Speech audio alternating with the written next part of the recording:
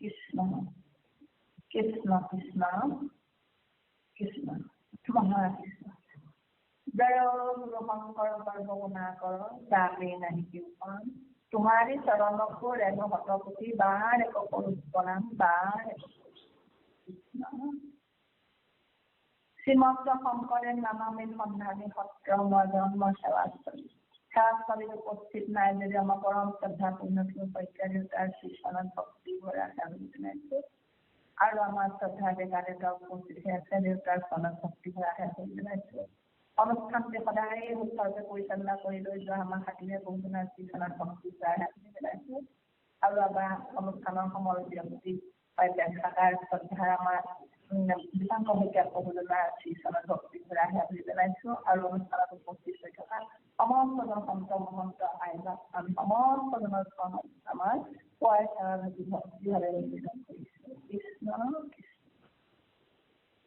আজি আমাকে এই ভক্তি ৰচনা কৰাৰ শ্ৰৱণ বিবেচনায় চিৰদাম কীৰ্তন কৰিবৰ কাৰণে আজ্ঞা কৰিছো আমি আপোনালোকৰ আজ্ঞা ভাগি শিৰত লৈ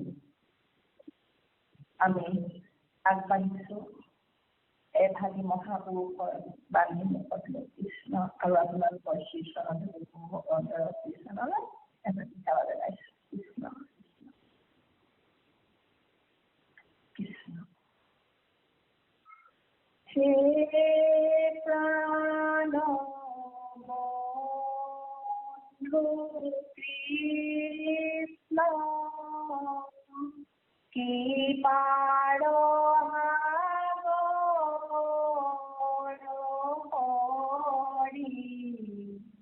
কৃপা দৃষ্টি চাহিও কমুক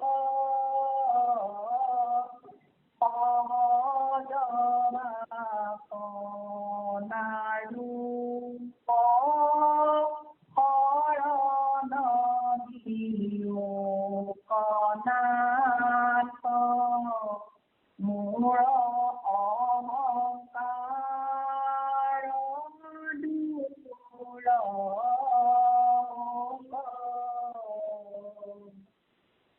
নমো হৰি নাৰায়ণ নিৰঞ্জন নিৰাকাৰ নমো দেৱ দৈৱ নাৰায়ণ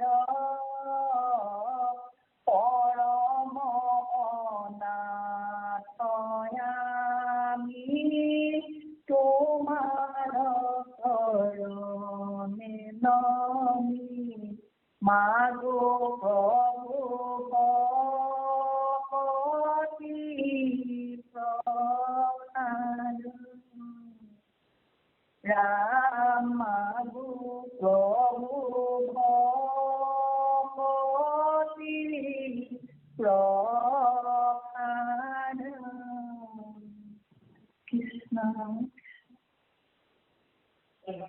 মাধৱ মাধৱ কৃষ্ণ কৃষ্ণ মহাকৃষ্ণ একান্ত সেবিকা সেৱা প্ৰাৰ্থনা ভগৱন্তে নিষিদ্ধ স্বৰূপ গ্ৰহণ কৰক কৃষ্ণ হৰি ৰাম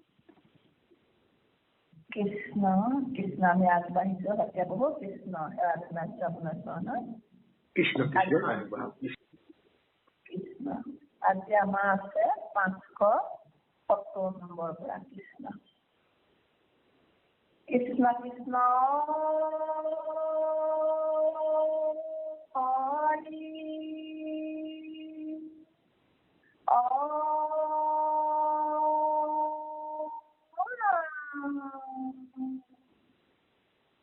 কৃষ্ণ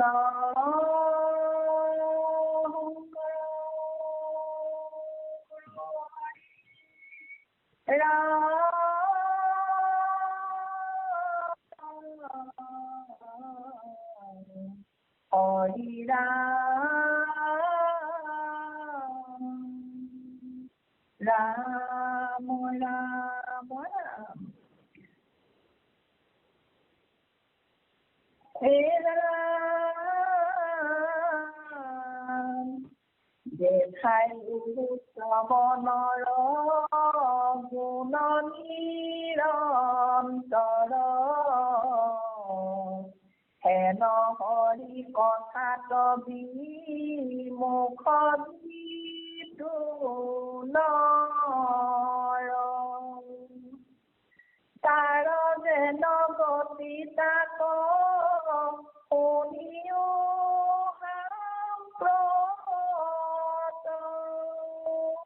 যাই জগতৰ আয়ু সূৰ্যৰ লগত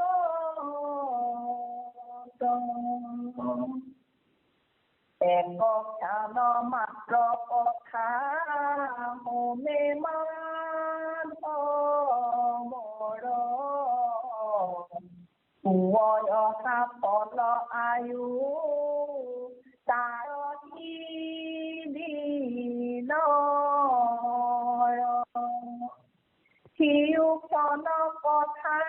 আপুনি কথা পাতি থকা ব্যক্তিজনে আপোনাৰ কল হোল্ডত ৰাখিছে। অনুগ্ৰহ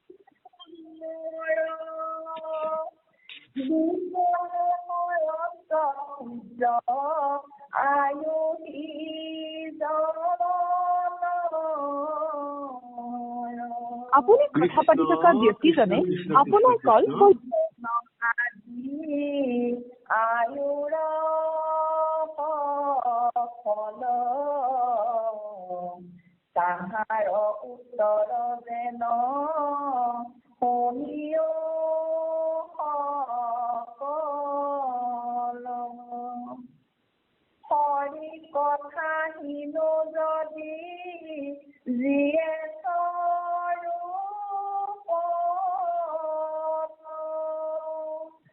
নিজে জানা ইটো তৰু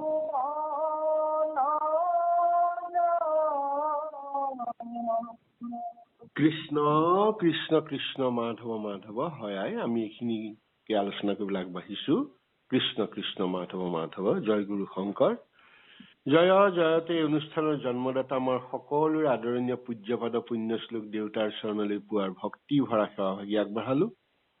অনুষ্ঠানটিত উপস্থিত থকা সমল ব্যক্তিৰ ৰূপে বয়োজ্যেষ্ঠ বাপ বসন্ত ডেকা বাপজনাৰ চৰণলৈ ভক্তি ভৰা সেৱা ভাগি আগবঢ়োৱা হ'ল। আজি ইমান বছৰ ধৰি অনুষ্ঠানটি ঈশ্বৰৰ নাম লৈ সুভাৱে পৰিচালনা কৰি থকা আমাৰ শ্ৰদ্ধাৰ হাতীবৰীয়া বাপজনাৰ চৰণলৈ সেৱা ভাগি আগবঢ়ালো। ভক্তি মাতৃ কিৰণ গগৈ ইমান সুন্দৰ কণ্ঠৰে আমাক শ্ৰৱণানন্দ প্ৰদান কৰিছে, তেখেতৰ চৰণলৈ আমি সেৱা ভাগি আগবঢ়োৱাৰ লগতে সত্ৰ সমাজত উপস্থিত থকা সমূহ আই বাপ বান্ধৱৰ চৰণলৈ আমাৰ পুৱাৰ ভক্তি ভৰা সেৱা ভাগি আগবঢ়ালো। মাধৱ মাধৱ কৃষ্ণ কৃষ্ণ হয়। আজি আমি মহাপুৰুষ মাধৱ গুৰুজনাৰ বিৰচিত ভক্তি ৰত্নাৱলীৰ শ্ৰৱণ বিৰচনৰ যি অংশ আমি শ্ৰৱণানন্দ হৈছো আৰু যিখিনি আমি বুজিছো সেইখিনি যোৱাকালিৰ পৰা আমি আনিব লাগিব। যোৱাকালি আমি আলোচনা কৰিছিলো যে আমাৰ শৰীৰত দুখ কষ্ট দিয়া 6টা উৰ্মি আছে। সেই 6 উৰ্মিৰ কাৰণে, সেই 6 উৰ্মি নাইকিয়া কৰিবৰ কাৰণে, সেই ঢৌৰ নাইকিয়া কৰিবৰ কাৰণে আমি শ্ৰৱণ কৰিব লাগিব। আৰু শ্ৰৱণ কৰিব লাগিব আৰু তাৰ গুণবিলাক আমাক যোৱাকালি আমাক কৈছিলে। আমাৰ 6 উৰ্মি হৈছে প্ৰথম ক্ষুধা। ক্ষুধা মানে কি? যিটো আমাৰ ভোগ বুলি কোৱা হয়, সেই ভোগটো কি? দেহৰ ভোগ নহয়, আত্মাৰ ভোগ। গতিকে আত্মাৰ ভোগটো কি? আত্মা ক'ৰ পৰা আহিছে? জীৱ আত্মা আহিছে পৰমাত্মাৰ পৰা। পৰমাত্মাৰ স্ফুলিংগ জীৱাত্মা। গতিকে জীৱাত্মাই পৰমাত্মাই যি বিচাৰে সেই সুখ বিচাৰে। আৰু সেই কাৰণে কোৱা হৈছে প্ৰথমটোৱে হৈছে পৰম নিৰ্মল জ্ঞান হোৱে উত্তপন বুলি আমাক কৈছে যে নিৰ্মল জ্ঞান লাগিব। সেই জ্ঞানে তেওঁৰ ক্ষুধা পূৰণ কৰিব। দৈহিক ক্ষুধাৰ কথা কোৱা নাই। দৈহিক ক্ষুধা আমি ভাত খাই দিব বা কিবা খাই দিম, খাদ্য বস্তু খালে ক্ষুধা পূৰণ হৈ যাব। কিন্তু আত্মাৰ ক্ষুধা যিটো আমাক দুখ দি আছে, আধ্যাত্মিক তাপ বুলি যিটো কোৱা হয়, তাৰপাছত আহিলে তৃষ্ণা। গতিকে তৃষ্ণাৰ কাৰণে আমি কি কৰিব লাগিব? আত্মাৰ যিটো পিপাসু বা আত্মাৰ যিটো অন্তকণ্ঠ শুকাই যোৱা যিটো আৰ্দ্ৰতা হয়, তাক আমি দ্ৰৱীভূত কৰিব লাগিব। কৰ্ম বাসনা গুচাব লাগিব। গুচে কৰ্ম বাসনা প্ৰসন্ন হয়ে মতি। মনটো আপুনি কথা পাতি কৃষ্ণৰ থকা হ'ব লাগিব ব্যক্তিজনে আৰু আপোনাৰ মনটোৱে কল কৃষ্ণটোৰ হোল্ডত হৈ কি ৰাখিছে বিচাৰে অনুগ্ৰহ কৰি লাইনতে কৰ্মবাসনা থাকক যেতিয়া গুচি যাব আপুনি তেতিয়া আত্মাই সন্তুষ্টি লাভ হয় ৩ নম্বৰত আমি শোক এই শোকটো আমাৰ আত্মাৰ সুখ সেই সুখটো আমি কেনেকে গুচাওঁ শ্ৰৱণ কৰিলে ইহ পৰ লোক সুখে মিলে বিৰকতি অৰ্থাৎ আমাৰ সংসাৰৰ বিষয়ৰ প্ৰতি যেতিয়া বিৰকতি হ'ব তেতিয়া এই কালৰ পৰলোকত আমাৰ সুখ মিলিব অৰ্থাৎ আমাৰ এই শোকৰ অন্ত পৰিব চতুৰ্থ উৰ্মি হৈছে মোহ মোহ মানে আত্মজ্ঞান নথকা অজ্ঞানতা এতিয়া অজ্ঞানতাটো কি কোৱা হৈছে মুখ্য আৰু সন্মত ভক্তি যোগ উপজয় যেতিয়া ভকতি হ'ব আৰু ভকতি হলে আমাৰ অজ্ঞানতা দূৰ হ'ব কেনেকৈ হ'ব ভকতি কাক কৰিম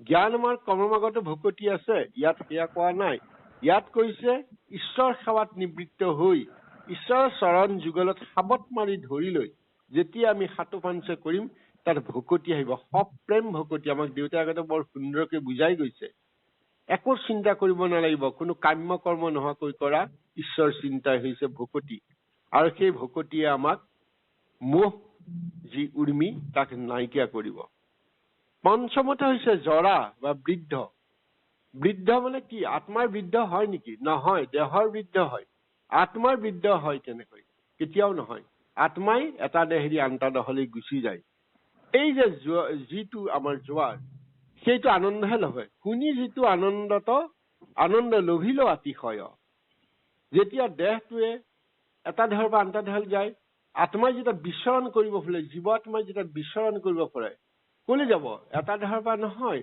পৰমাত্মামুখী হবলৈ বিচাৰে আত্মাই পৰমাত্মাৰ জোৰ পাইছিল তলৈ যাব পাৰে আৰু সেই আনন্দ লভিব কেতিয়া যেতিয়া শ্ৰৱণ কৰি আত্মাই গম পাব হয় এই দেহটোৱে শ্ৰৱণ কৰিছে কৰ্ণৰে শ্ৰৱণ কৰিছে গতিকে আনন্দ লভিল অতিশয় যে আত্মাই পৰমাত্মামুখী হয় যি আনন্দ সেয়া আৰু একেবাৰে শেষৰ যিটো মৃত্যু বুলি কয় আত্মাটোৱে যেতিয়া দেহটো এৰি যাব দেহটো নিশাৰ হৈ যাব তেতিয়া মৃত্যু হ'ব গতিকে মৃত্যু হলে সংসাৰৰ তাপজত এৰাৱে সম্প্ৰতি আধ্যাত্মিক আদি ভৌতিক আদি দৈবিক তাপৰ পৰা ৰক্ষা পাব আত্মাটোৱে দেহটো আঁতৰি যাব আৰু এই গোটেই প্ৰক্ৰিয়াটো হ'ব আমাৰ শ্ৰৱণৰ মাধ্যমৰ যোগেদি এতিয়া এই শ্ৰৱণৰ যি গুণখিনি দেখাই লহু শ্ৰৱণৰ গুণ নিৰন্তৰ গুৰুজনে আমাক কৈ আছে যে নিৰন্তৰে অহৰহ এই শ্ৰৱণৰ গুণবিলাক আমাক কৈ আছে কীৰ্তন কৰিব লাগে আমি শ্ৰৱণানন্দ হ'ব লাগে ঈশ্বৰ লীলা কৰিব লাগে হেন হৰি কথা বিমুখ যিটো নৰ ইমান সুন্দৰ হৰি কথা যি বিমুখ কৰে যিজন কৰে তাৰ যেন গতি তাক শুনিও সাম্প্ৰত এতিয়া হৰি কথা বিমুখ কৰা লোকজনৰ কি গতি হ'ব সেই কথা আমাক এতিয়া কবলৈ গৈছে কৃষ্ণ ৰাম যাই জগতৰ আয়ু সূৰ্যৰ লগত আমি সকলো জানো সূৰ্যৰ লগত আমাৰ আয়ু হৰণ হয় জন্ম হোৱাৰ লগে লগে আমি মৃত্যুৰ পিনে ধাৱবান হওঁ সূৰ্যও যেনেকে গৈ থাকে উদয় হয় অস্ত হয় আমাৰ জীৱনটোৰ উদয় হ'ব অস্ত হ'ব আকৌ উদয় হ'ব একক্ষণে মাত্ৰ কথা শুনে মাধৱৰ হয় সফলতাৰ আয়ু কি দিনৰ যে আমাৰ আয়ুষটো সম্ফল তেতিয়াই হ'ব যেতিয়া একক্ষণ মাত্ৰ অকমান একমাত্ৰ হলেও যেতিয়া ঈশ্বৰৰ কথা শুনিম তেতিয়া আমাৰ আয়ুষটো সম্ফল হ'ব সিও কথা নুশুনয় মাধৱৰ বিফলে হৰন্ত সূৰ্য আয়ুষীজনৰ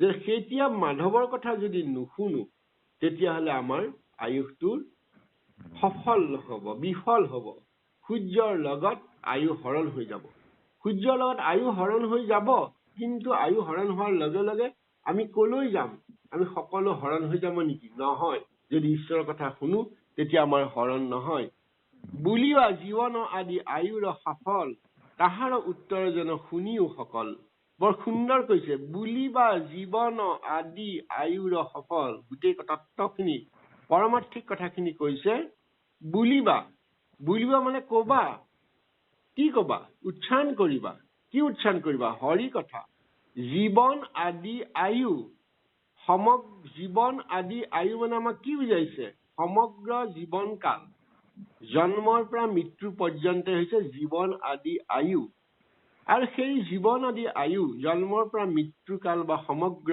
জীৱন সফল হ'ব বুলিবা ঈশ্বৰৰ কথা কোৱাৰ লগে লগে।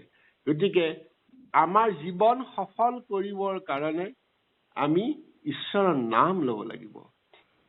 তাহাৰ উত্তৰ যেন শুনিও সকল তাৰ উত্তৰ দিব। আমাক গীতাত কৃষ্ণই কৈ গৈছে, অষ্টাদশ অধ্যায়ৰ 65 নম্বৰ শ্লোকত দেউতাই কৈছে, য'ত গীতাই আচল তত্ত্বখিনি কৈছে। ভগৱন্তই কি কৈছিলে? মন মমা ভৱ মদ ভক্ত মদ জ্যাজি মাং নমস্কুৰু। মোকেই চিন্তা কৰাই মোৰে ভক্ত হোৱা আৰু মোকেই নমস্কাৰ কৰা। কিয় কৈছিলে?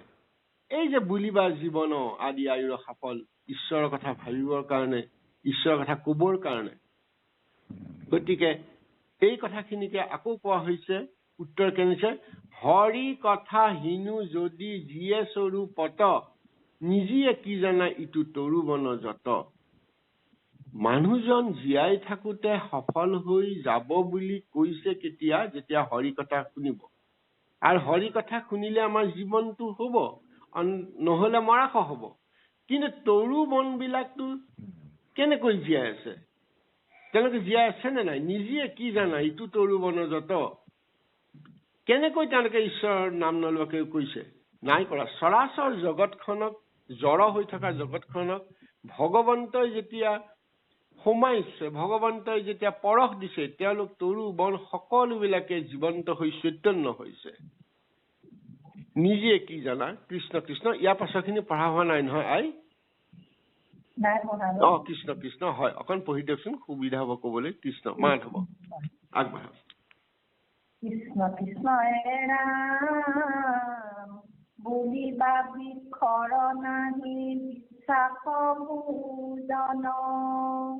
কেন মতে বৃক্ষ তুল্য হৈব নিতু জন।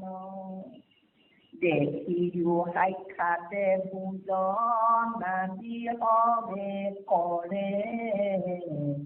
ইহাৰ উত্তৰ মুনি নিৰন্তৰে। অমাৰৰ ভাতি যত পুকাৰতে জয়। তাক কোন জনে জীৱ বুলিয়া আশ্ৰয়।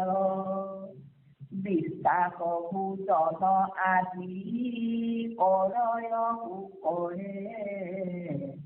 দেৱে তাক প্ৰশংসা কৰয় পুনৰে।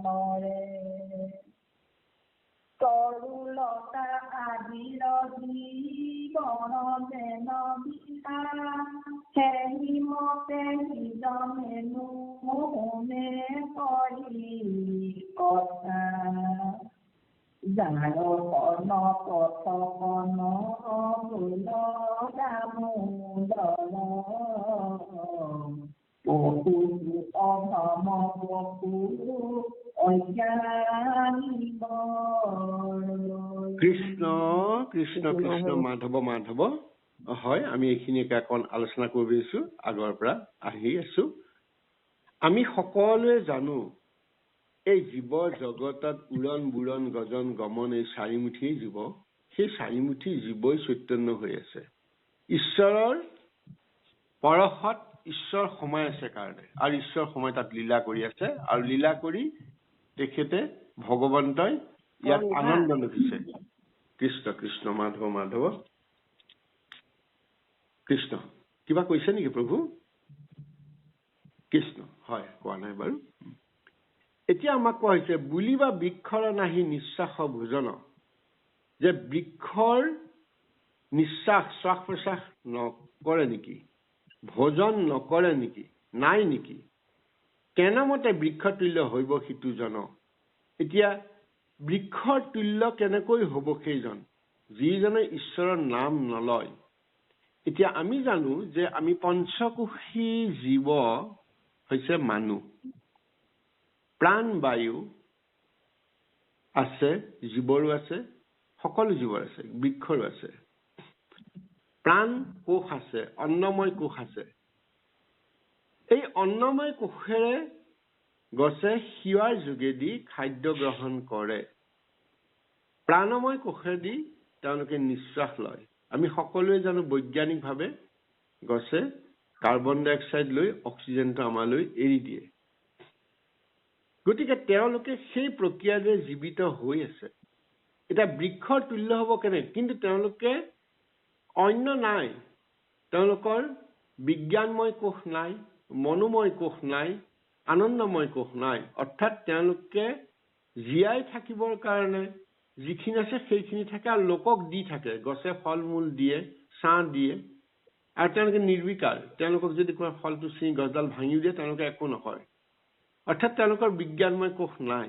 গতিকে আমি যদি ঈশ্বৰৰ সেৱা নকৰি গছৰ সদৃশ হৈ থাকো, আমি খাম বম জীয়াই থাকিম, শ্বাস নিশ্বাস কৰি থাকিম, কি লাভ হ'ব?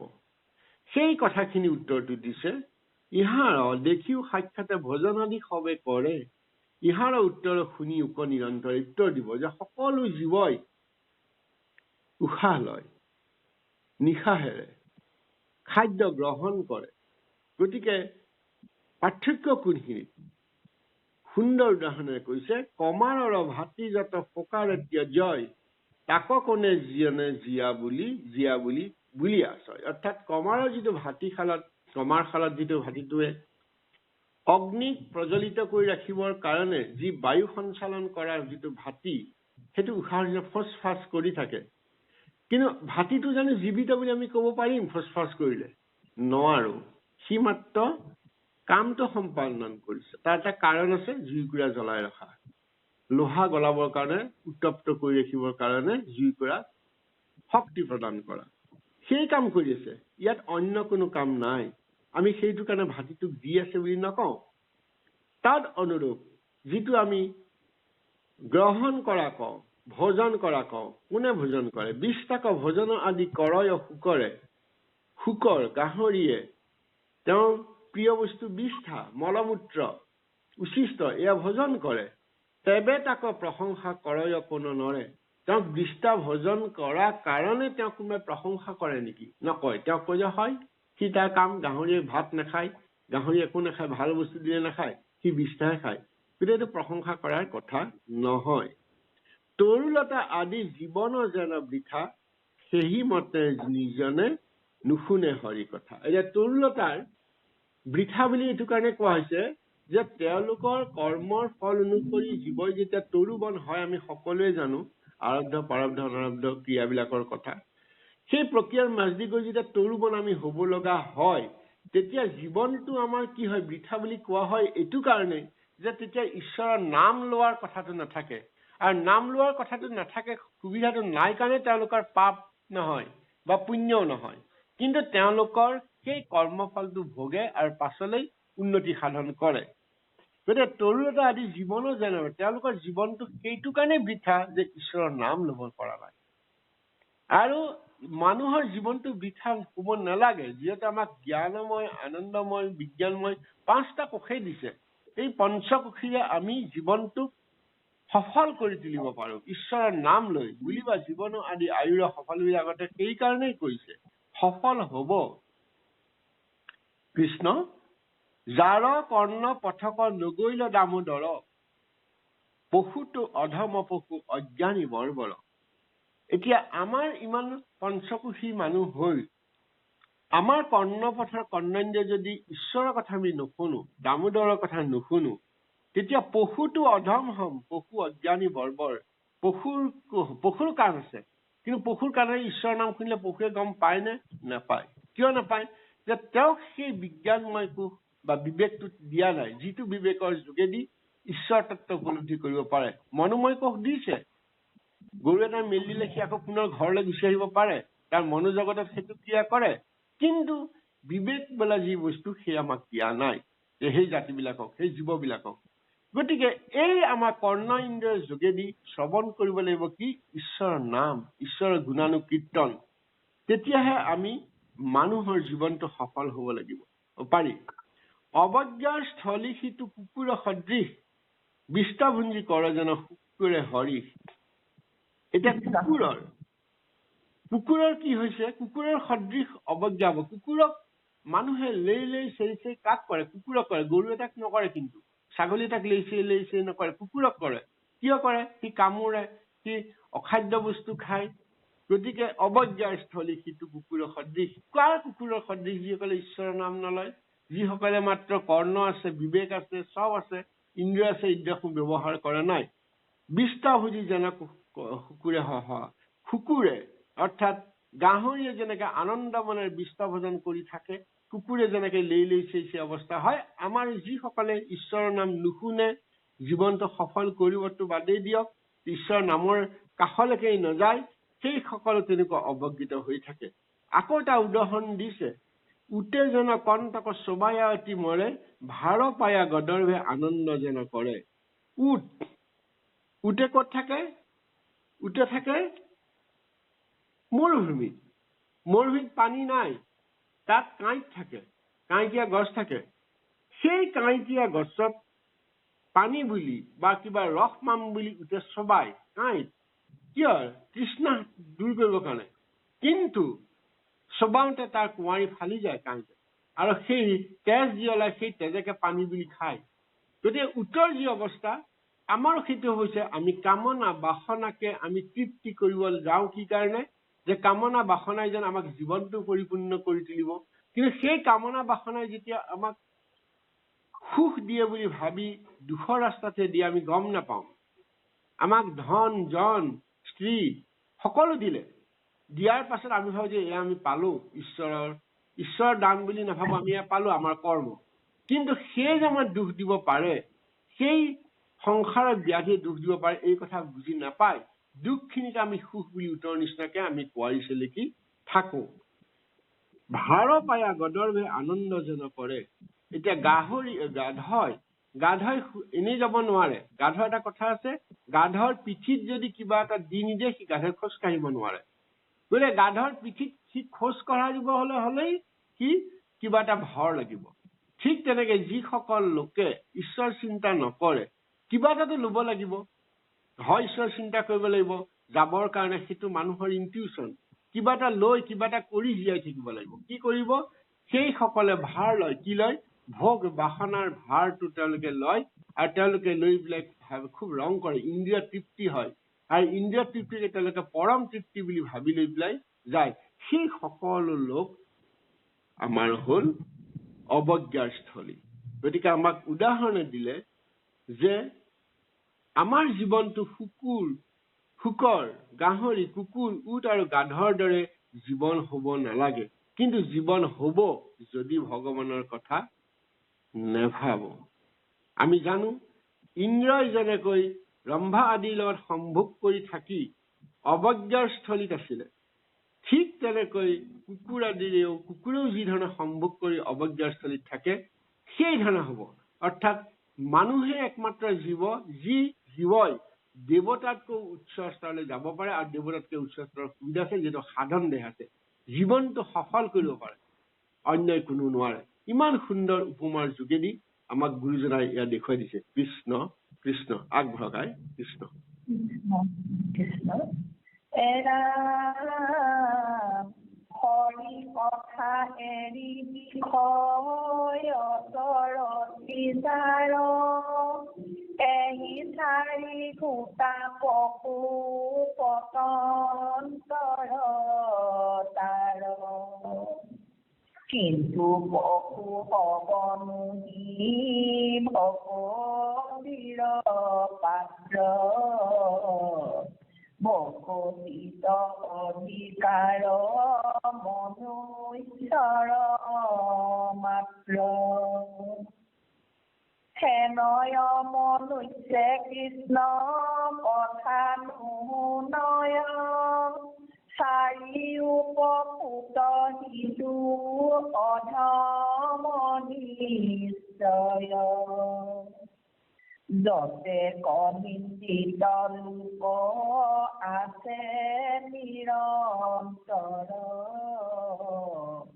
তাহাৰো নিন্দিত হৰি বিমুখ পামৰ। বিদুৰ বচনে লয়ো ইহাৰ প্ৰমাণ, বুলিলা বিদুৰে মধ্যে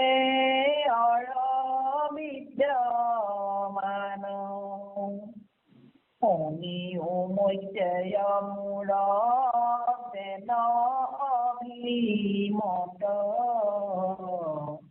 যতে পহুচনা আছে ইটো জগতত। কৃষ্ণ কৃষ্ণ কৃষ্ণ মাধৱ মাধৱ। আকৌ আমি এইখিনি আলোচনা কৰিব বিচৰা হৈছে। এতিয়া আমি ইতিমধ্যে যিখিনি কথা আলোচনা কৰিলো সেই কথাখিনিকে পুনৰ ইয়াত ধৰা হৈছে যে হৰি কথা এৰি বিষয় অতৰুতি যাৰ এহি চাৰি গোটা পশু পতন্তৰ তাৰ। ঈশ্বৰ বিমুখী বিষয়ত ৰতি থকা লোকসকল এই চাৰিবিধ পশুৰ যি উদাহৰণ পতন্তৰ সেই উদাহৰণেৰে তেওঁলোক স্বীকৃতি হৈছে। কিন্তু পশু সবনুহি ভকতিৰ পাত্ৰ ভকতিত অধিকাৰ মনুষ্যৰ মাত্ৰ। পশুসকল ভকতিৰ পাত্ৰ নহয়, কাৰণ তেওঁলোকৰ বিজ্ঞানময় কোষ আনন্দময় কোষ নাই, তেওঁলোকে বিবেক পৰিচালিত কৰিব নোৱাৰে, গতিকে তেওঁলোকৰ ভকতিৰ পাত্ৰ নহয়। ভকতিৰ অধিকাৰ আছে কেৱল মনুষ্যৰ, কাৰণ মনুষ্যৰ দেহে সাধন দেহ বুলি এইটো কাৰণে কোৱা হয় যে তেওঁলোকে ভকতি কৰি পৰম পদ প্ৰাপ্তি হব পাৰে। হেনয় মনুষ্যে কৃষ্ণ কথা নুশুনয় চাৰিও পশুত সিটো অধম নিশ্চয়। যি মানুহে ঈশ্বৰৰ কথা নুশুনে তেওঁ এই চাৰিটা পশুতকৈ অধম বা চাৰিটা পশুৰ নিচিনা অধমে হব। অৰ্থাৎ তেওঁলোক যিটো আমাক এটা নীতিবচন আছে যে নেগুৰ নথকা পশু, আমাৰ নেজ নথকা পশু হৈ আছো, শিং নথকা আমি পশু হৈ আছো। গতিকে সেই আমি পশুৰহে হৈ যাম, কাৰণ আমি ঈশ্বৰৰ কথা আমি শুনা নাই। যতেক নিন্দিত লোক আছে নিৰন্তৰ তাহাৰো নিন্দিত হৰি বিমুখ পামৰ। যিমানখিনি লোক নিন্দিত হৈ আছে অহৰহ, আৰু সেইবিলাকৰ মাজত হৰি বিমুখ কৰা পাপীসকল পামৰ সকলো নিন্দিত কৰি আছে। গতিকে আমি নিন্দিত হৈ থাকিম, অৱজ্ঞাস্থলী হৈ থাকিম যেতিয়া আমি বিষয়ত আমি ৰতি কৰি থাকিম। আৰু এই কথাখিনি আমি বিদুৰে কৈ আছে, বিদুৰ বচনে লৈ ইহাৰ প্ৰমাণ বুলিলা বিদুৰে মৈত্ৰীৰ বিদ্যমান। মৈত্ৰীয় আৰু বিদুৰৰ মাজৰ কথোপকথন ভাগৱতৰ ৩য় স্কন্ধত বৰ সুন্দৰকৈ আছে। মৈত্ৰেয় মুনিয়ে বিদুৰক কি কৈছিলে, বিদুৰে যেতিয়া তীৰ্থ ভ্ৰমণ কৰি কৰি মৈত্ৰেয় মুনি পাইছিলে, আৰু তেতিয়া মৈত্ৰেয় মুনিয়ে বিদুৰক যিখিনি পৰম তত্ত্ব কৈছিলে সেই তত্ত্বখিনি আছিলে ভাগৱত ধৰ্মৰ কথা। গতিকে সেই কথাখিনিৰে আমাক গুৰুজনে প্ৰমাণ কৰি দিব। শুনিও মৈত্ৰেয় মোৰ যেন অভিমত। মৈত্ৰেয় বিদুৰক কৈছিলে যে মই কি কম শুনা মোৰ অভিমত। যতেক শোচনা আছে ইটো জগতত, যে শোচনা মানে শোচনীয়, অৰ্থাৎ যিমানখিনি অশৌচী মানুহ বা অপবিত্ৰ মানুহ আছে এই জগতত মই সেইবিলাকৰ কথা কম। এতিয়া অশৌচ মানে কি আমি জানো যে মৃতকৰ অশৌচ, জন্মৰ অশৌচ জানো, কিন্তু তাতোতকৈ অশৌচ আছে যিসকলে হৰি কথা নুশুনে, তেওঁলোক অশৌচী। এই কথাখিনিকে ইয়াত আলোচনা কৰা হব। কৃষ্ণ আই আগবাঢ়ক। কৃষ্ণ এৰা শিহবুতা হাকৱতী কৰয় কন্দন নজানিয়া কৃষ্ণ কথা নুশুনে নুশুনে যিজন। সিও বোলে মুকবলি নকান্দা সদায়ী নজানো আমি একো শাস্ত্ৰ অভিপ্ৰায়। তুমি আমি দুয়ো আহা কান্দো তাক প্ৰতি সবে শাস্ত্ৰ তাৎপৰ্য জানিয়া সম্প্ৰতি। তথাপি কৃষ্ণৰ কথা নকৰে শ্ৰৱণ মিছাত পঢ়িলে মাত্ৰ শাস্ত্ৰ যিটো জন। সমস্ত শাস্ত্ৰৰ সাৰ মাধৱৰ কথা তাহাকনো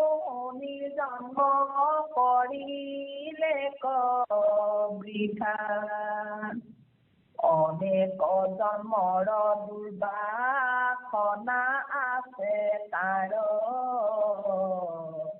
তাতেহে কৰিলে কালে আয়ুৰ সংহাৰ। কৃষ্ণ কৃষ্ণ কৃষ্ণ। এতিয়া আমি বিদুৰ আৰু মৈত্ৰেয় মুনিৰ মাজৰ যি কথোপকথন সেইখিনি আমি আগবাঢ়িছো। এতিয়া মৈত্ৰেয়ে মুনিয়ে বিদুৰক কি কৈছিলে, যতেক শোচনা আছে ইটো জগতত সেই শোচনা বা অসুচী বা অপবিত্ৰ মানুহখিনিৰ কথা কব।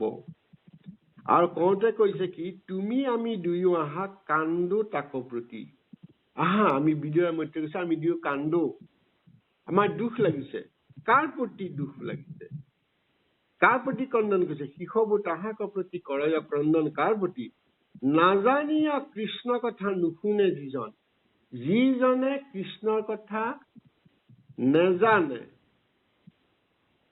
আৰু সেইকাৰণে নুশুনে, যে কৃষ্ণ কি বস্তু বুজিয়ে নাপালে। মানুহ জীৱন হল, তেওঁ কৃষ্ণৰ কথা নুশুনিলে, তেওঁ নাজানে, তেওঁক জনাই নিদিলে। এই এটা দুখ যে তেওঁ কৃপা নেপালে। সিও বোলে মুখৰ প্ৰতি নাকান্দ সদায়। নাজানো আমি একো শাস্ত্ৰ অভিপায়, তেতিয়া সিজনে কব যে নাকান্দিবা, আমি শাস্ত্ৰ অভিপায় একো নাজানো, কিন্তু আমি তেওঁৰ প্ৰতি দুখ হয়। বিদুৰ আৰু মৈত্ৰেয় না, আমাৰ সকলোৰে দুখ হয় যে সেই মানুহজনে নাজানিলে কিয়, এই যে জনমটো ললে তেওঁ নাজানিলে কিয়। গতিকে আমাৰ দুখ লাগিলে, আমি তেওঁলোক দুইজনকে কান্দো, তেওঁলোকৰ কাৰণে আমি দুইজনে কান্দিছো। সবে শাস্ত্ৰৰ তাৎপৰ্য জানিয়া সম্পৰি তথাপি কৃষ্ণৰ কথা নকৰে শ্ৰৱণ, মিছাতে পঢ়িলে মাত্ৰ শাস্ত্ৰ সিটোজন। এতিয়া শাস্ত্ৰ পঢ়ি যিজনে হৰি ভক্তি নকৰে সেইজনৰ প্ৰতিও বিদুৰ আৰু মৈত্ৰেয় কৈছে আহা, আমি তেওঁৰ কাৰণে দুখ কৰিছো। শাস্ত্ৰ পঢ়িলে, ঈশ্বৰৰ কথা জানিলে, নজনাজনৰ কাৰণেও কান্দিছো, আৰু জানি যিজনে কৰিলে তাৰ প্ৰতিও আমাৰ দুখ আহিলে। মিছাতে পঢ়িলে মাত্ৰ শাস্ত্ৰ সিটোজন, এনেই পঢ়িলে অৰ্থাৎ কৃষ্ণ কথা নজনাৰ কাৰণেও আমাৰ দুখ লাগিছে, আৰু শাস্ত্ৰ পঢ়ি ঈশ্বৰৰ নাম নলোৱাজনৰ প্ৰতিও দুখ লাগিছে। কি কাৰণে? এই যে পুতৌ জন্মিছে, জীৱনটো সফল কৰিব পৰা নাই, তেওঁলোকে ঈশ্বৰৰ কথা শুনিব পৰা নাই বা শুনাব পৰা নাই। সমস্ত শাস্ত্ৰৰ সাৰ মাধৱৰ কথা, তাহাক নুশুনি জন্ম কৰিলে বৃথা। সেইসকলে এটা বুজি নাপালে জীৱনটো বৃথা হল, যে সকলো শাস্ত্ৰৰ সাৰ কৃষ্ণ, এই কথা তেওঁলোকে বুজি নাপালে। অনেক জন্মৰ দুৰ্বাসনা আছে তাৰ, তাতে সে কৰিলে আয়ুৰ সংসাৰ। যে অনেক এই যে ফলটো হল কিয়? অনেক জন্মৰ দুৰ্বাসনা, আগৰ জন্মত যি দুৰ্বাসনা আছিলে, যি মায়া মোহ লোভত তেওঁলোকে ইটো লাগে সিটো লাগে, সুবাসনা নাছিলে। আগতে আমি পাইছো দুৰ্বাসনাৰ কথা ইয়াত কোৱা হৈছে নিশ্চয়।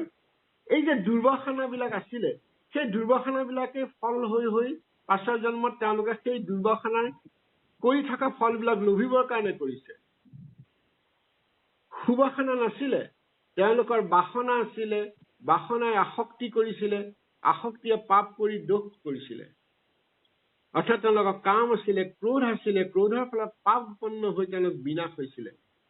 আৰু এই ইচ্ছাবিলাক, অধৰ্মীয় বাসনা, বেয়া ইচ্ছাবিলাকেই আমাৰ দুৰ্বাসনা। সেই দুৰ্বাসনাবিলাক অনেক জন্মত আমাৰ দুৰ্বাসনা হৈ থাকিলে, আৰু তাৰ ফলশ্ৰুতিত আমি শাস্ত্ৰ আমি জানিব নোৱাৰিলো। সেইকাৰণে বিদুৰ আৰু মৈত্ৰেয়ে দুখ কৰিছে যে এওঁলোকৰ দুৰ্বাসনাৰ ফল এওঁলোকে ভুগিছে। তেওঁলোকে শাস্ত্ৰ কৃষ্ণৰ কথা নাজানিলে, আৰু কিছুমানে কৃষ্ণৰ কথা জনাৰ পাছতো কৃষ্ণক নুভজিলে।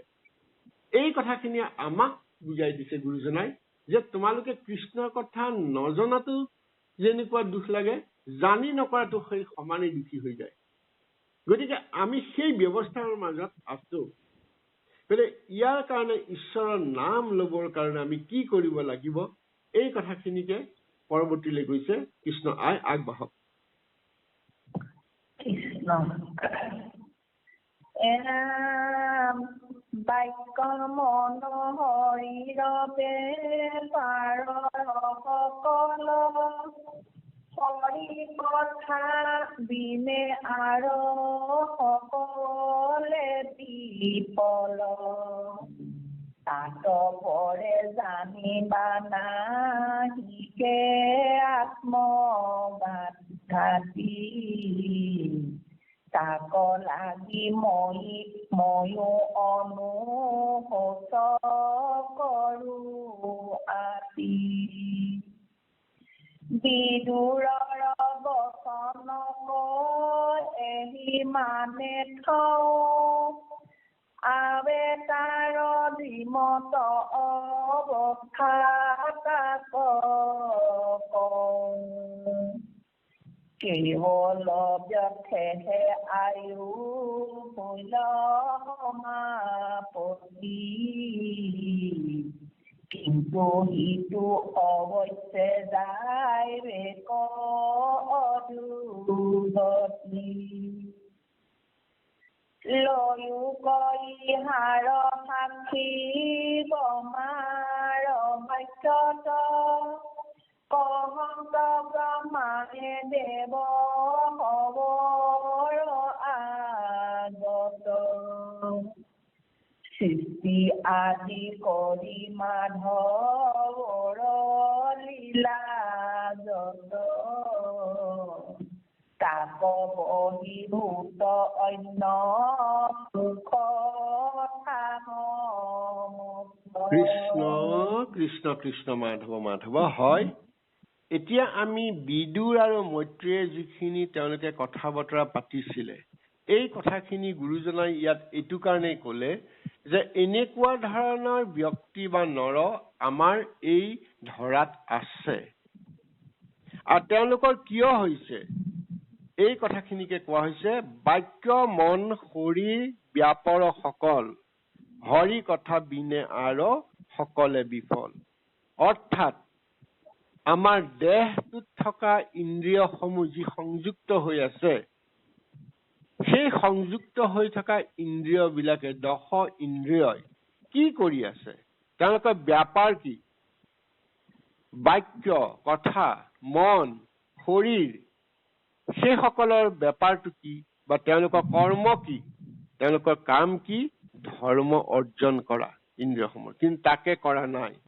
অৰ্থাৎ নিজৰ ইন্দ্ৰিয়সমূহ ঈশ্বৰৰ কামত নিয়োজিত কৰা নাই হৰি কথা বিনে আৰু সকলে বিফল হৰি কথা নকোৱাৰ কাৰণে সমস্ত বিফল হৈ গৈছে এইখিনি আমাক সজাগতা কৰিছে এই উদাহৰণটোৰ যোগেদি তাত পৰে জানিবা নাহিকে আত্মঘাতী তাক লাগি ময়ো অনুশোচ কৰো আতি এতিয়া মৈত্ৰীয়ে কৈছে যে তেওঁলোকে যিটো আত্মাক দুখ দি আছে ঈশ্বৰৰ কথা নুশুনি জানি নুশুনি নাজানি নুশুনি তেওঁলোকৰ শৰীৰত থকা আত্মাক যি দুখ দি আত্মহনন কৰি আছে আত্মঘাতী হৈছে এই কথা ভাবি ময়ো অনুশোচনা কৰিছো গতিকে এই যে অনুসূচিত বিদুৰে হৈছে অপৰাধ মৰ্জন কৰা মৈত্ৰীয়ে যিটো কৈছিলে মই অনুশোচ হৈছো এই যে পুতৌজনক অৱস্থা হৈছে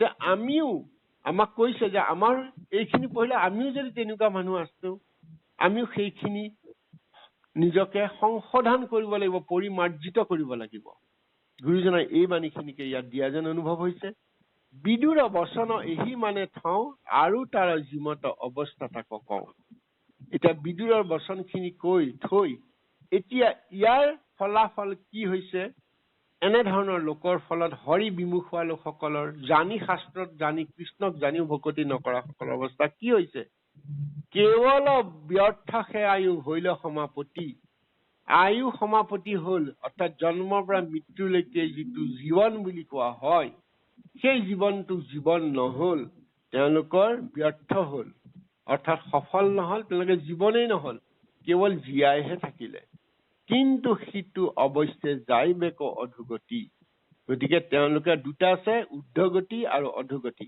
অধোগতি মানে নৰক গতি মানে পুনৰপি তেওঁলোকে জন্ম মৃত্যুৰ আয়োজনত আহি থাকিব লাগিব দুখ ভঞ্জনা কৰিব লাগিব সেই সকল লোকৰ যিসকলৰ প্ৰতি মৈত্ৰীয়ে অনুশোচনা কৰিছে অনুশোচিত হৈছে লয়ুকো ইহাৰ সাক্ষী ব্ৰহ্মাৰ বাক্যত কহন্ত ব্ৰহ্মায়ে দেৱ খবৰ আগত। ইও ভাগৱতৰ ৩য় স্কন্ধত আছে।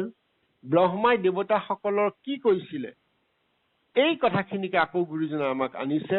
সৃষ্টি আদি কৰি মাধৱৰ লীলা যত, তাত বহিৰ্ভুক্ত অন্য কুকথা সমস্ত। ভগৱন্তই যেতিয়া অকলে থাকি আমনি লাগিলে কি কৰিম বুলি ভাবোতেই যেতিয়া কাৰণৰ পৰা এটা কাৰ্য হৈ পেলাই সৃষ্টিখন হল মহামায়াৰ যোগেদি, সেই সৃষ্টি মাধৱৰ লীলাজত, মাধৱে তাত চৰাচৰ জগতত নিজেই সোমাই লীলা কৰিলে আৰু তাত বহিৰ্ভুক্ত কৰা হৈছে সমস্ত কুকথা। কুকথা মানে কি? গ্ৰাম্য কথা। গ্ৰাম্য কথা মানে কি? য'ত ঈশ্বৰৰ কথা নাথাকে, পৰম ব্ৰহ্মৰ সত্তাৰ কথাটো উপলব্ধি কৰিব নোৱাৰা কথা থাকে, সেইবিলাকেই কুকথা। আজি কোনে আমাক এই জাগ্ৰত কৰিছিলে? আমি গছ বন চন্দ্ৰ সূৰ্য বিগ্ৰহ দেৱ দেৱতা সকলোবিলাকক জাগ্ৰত কৰিলে কোনে? পৰম ব্ৰহ্মই কৰিলে। সেই কথা যেতিয়া আমি অনুভৱ নহয় অন্য কথা পাতো, সেই কথাক স্মৰণ নকৰো, সেইখিনিয়ে যে কুকথা। তাত বহিৰ্ভুক্ত অন্য কুকথা সমস্ত। গোটেই কুকথা সেই সমস্তখিনি কৃষ্ণ আগবাঢ়ক। পৰৱৰ্তী অংশৰ লগত মিলন আছে ইয়াৰ। কৃষ্ণ কৃষ্ণ। সিটো কুকথা কৰে যিজনে শ্ৰৱণ, কদাচিতো বৈকুণ্ঠ নযায় সিটো জন। বৈৰাগীটো মহাভাগ্য হীন সমুদায়, পূৰ্ব পুণ্য মানে নষ্ট কৰে কুকথাই। পেলাৱে তাহাক মহা ঘোৰ নৰকত, আপোনাৰ পাতকে আপুনি ভৈল অত। দেখালো ব্ৰহ্মাৰ বাকে কুকথাৰ ফল, শুনা মাধৱৰ কথা যাহাৰ কল। কৃষ্ণ কৃষ্ণ কৃষ্ণ। আজি আমি এইখিনিকে আলোচনা কৰো। কৃষ্ণ। হয়, আমি ইতিমধ্যে কলো যে বহিৰ্ভুক্ত কথা যিখিনি মাধৱৰ সৃষ্টিলীলাত আমি প্ৰৱেশ কৰাই দিওঁ আৰু তাৰ ফলত কি হয়, সেইখিনি কুকথা বা গ্ৰাম্য কথা কি কৰে? যিজনে কুকথা কৰে শ্ৰৱণ, সেই কুকথাবিলাক যিজনে শ্ৰৱণ কৰে, ঈশ্বৰ বিমুখী কথাবিলাক, ঈশ্বৰ নথকা কথাবিলাক যিটো শ্ৰৱণ কৰে, য'ত অহম মমভাৱে অহংকাৰ হয়, মই কৰিছো মোৰ, এইভাৱে যাৰ কৰে, সেই কুকথা সি কেতিয়াও বৈকুণ্ঠলৈ যাব নোৱাৰে। কদাচিতো বৈকুণ্ঠক নাযায় সিটোজন। তেওঁলোকে পৰম পদ প্ৰাপ্তি হব নোৱাৰে। তেওঁলোকে অধোগতি হব, উৰ্ধগতি নহয়। ভৈলা সিটো মহাভাগ্যহীন সমুদায়, পূৰ্ব পুণ্য মানে নষ্ট কৰে কুকথাই। আৰু সেইজন মানুহ ভাগ্যহীনেই নহয়, মহাভাগ্যহীন। যেনেকে ঈশ্বৰ নাম ল'লে মহাভাগ্য হয়, তেওঁলোকে কুকথা শ্ৰৱণ কৰি কৰি তেওঁলোকে ইয়াতকে আৰু বেয়া ভাগ্য হব নালাগে, এই মহাভাগ্যহীন হল। আৰু লগতে কি হল, যদি আগৰ জন্মত কিবা পূৰ্বৰ পুণ্য কৰ্ম কৰিছিল, নকৰাকে থকা নাই, সেই জন্মত পুণ্য কৰ্ম কিবা এটা আছিল বা কিবা দুখ কষ্ট খণ্ডনৰ অন্তত তৰুলতা বৃক্ষ বন সকলো হৈ বান্দৰ চিম্পাঞ্জীলৈকে হৈ আহি মানুহ হৈ যি পুণ্য অৰ্জন কৰি আহিছিলে বা কিবা অলপ দোষবিলাক খণ্ডন কৰিছে, সেই সমস্ত বিলাক কুকথাই নষ্ট কৰিলে। অৰ্থাৎ পুনৰপি তেওঁলোকে আকৌ সেই শূন্য অৱস্থালৈ গুচি যাব লাগিব। পূৰ্ব পুণ্য মানে নষ্ট কৰে কুকথা, একমাত্ৰ কুকথাক শ্ৰৱণ কৰাৰ কাৰণে, একমাত্ৰ কুকথা কোৱা কাৰণে, অৰ্থাৎ কুকথা মানে ঈশ্বৰৰ নাম নলোৱা কাৰণে। পেলাৱে তাহাক মহা ঘোৰ নৰকত, আপোনাৰ পতাকে আপুনি ভৈল হত। সেইসকলে নিজৰ দোষত নৰকত গৈছে, অন্য কোনো দিয়া নাই। তেওঁলোকে নিজেই দোষ কৰিছে। তেওঁলোকে সাধন দেহটো বুজি নাপালে, নপঢ়িলে, নুশুনিলে আৰু পঢ়িও নুবুজিলে। এতিয়া তেওঁলোকে নিজৰ হাততে হত হল। দেখাইলো ব্ৰহ্মৰ বাক্য কথাৰ ফল শুনে মাধৱৰ কথা যাহাৰ সকল। এই কথাখিনি ব্ৰহ্মাই দেৱতাসকলক কৈ আছিল। গতিকে এই কথাখিনি আমাক মাধৱ পুৰুষজনে আমাক উদাহৰণ দি কৈছে যে কুকথাৰ ফল কি, মাধৱৰ কথাই আমাক কেনেকৈ সম্ফল কৰিব পাৰে। এই কথাখিনি দেৱতাসকলক ব্ৰহ্মাই এইটো কাৰণে কৈ আছিলে যে তেওঁলোকৰ শ্ৰেষ্ঠত্ব তেওঁলোকে দাবীদাৰ নহয়, মাধৱ দাবীদাৰ। এই কথাখিনি তেওঁলোকে কৈ থকা কাৰণ কি আছিল, এই কথাখিনি আমাক কৈছে যে মাধৱেই শ্ৰেষ্ঠ, কৃষ্ণটো স্বয়ং ভগৱান সকলো ভগৰ অধিকাৰী হৈছে ঈশ্বৰ পুৰুষ পৰম পদ। যদি এয়া হৈছে আমাৰ কৃষ্ণকে আমি কেৱল শৰণ ল'ব লাগিব, এক শৰণ হৰিনাম ধৰ্মৰ যি তত্ত্ব, সেই তত্ত্বখিনি ঈশ্বৰ শ্ৰৱণৰ যোগেদি আমি কেনেকৈ সম্ফল হ'ব পাৰো, এই কথাখিনি মাধৱ পুৰুষজনাই অতি সুন্দৰভাৱে কৈছে। কৃষ্ণ মাধৱ। আমি সঞ্চালক প্ৰভু ডাঙৰীয়াৰ পৰা অনুমতি বিচাৰিছো, আজিলৈ আমি ইয়াতে সামৰিব বিচাৰিছো। প্ৰভু কৃষ্ণ। আমাৰ তত্ত্বৰ কথা আছে। কৃষ্ণ।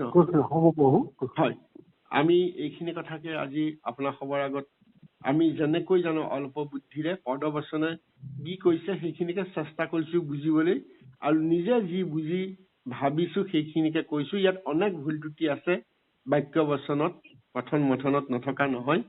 প্ৰকাশ ভংগী আমাৰ বৰ অক্ষমতা, আমি নিজে বুজি পাওঁ, কি কৰিম, উপায় নাই। আপোনাৰ সবে সেইখিনিকে মোৰ বুলি ভাবি আমাক ক্ষমা কৰিব আৰু ভুল ত্ৰুটিসমূহ আঙুলিয়াই দি আমাক কৃতাৰ্থ কৰিব। আৰু আমি এই ভুল ত্ৰুটিয়ে কৰা যি অপৰাধ, সেই অপৰাধৰ কাৰণে আপোনাৰ সবৰ চৰণলৈ মাৰ্জনা বিচাৰিলো। কৃষ্ণ কৃষ্ণ কৃষ্ণ কৃষ্ণ। অপৰাধ বিনাশন তজু নাম নাৰায়ণ, জানি নামে পখিলি শৰণে, অনগতি নাহিকে মনে, অপৰাধ ক্ষমা কৰি তুমি দেখিল হৰি মোক ৰক্ষা কৰি ওচৰনে। শ্ৰীমন্ত শংকৰ হৰি ভকতৰ জানা যেন কল্পতৰু, তাহান্ত বিনাই নাই নাই নাই আমাৰ পৰম গুৰু, আমাৰ পৰম গুৰু। কৃষ্ণ মাধৱ। কৃষ্ণ কৃষ্ণ। সবাৰ চৰণলৈ পুনৰ সেৱা ভাগি আগবঢ়ালো। আপুনি দোহাৰি শেষ কৰি দিব পাৰিব।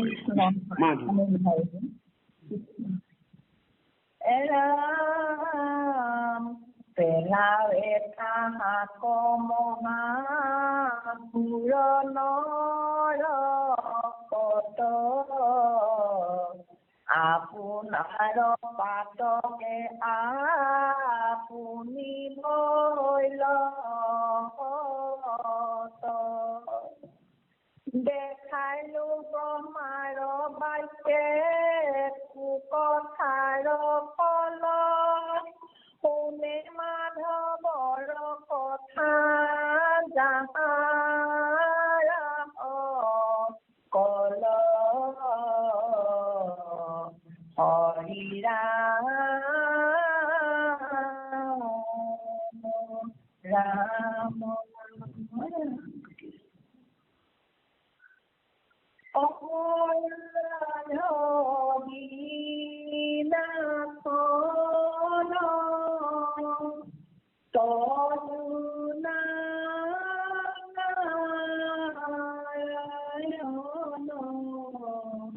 জানি নামে পখিলো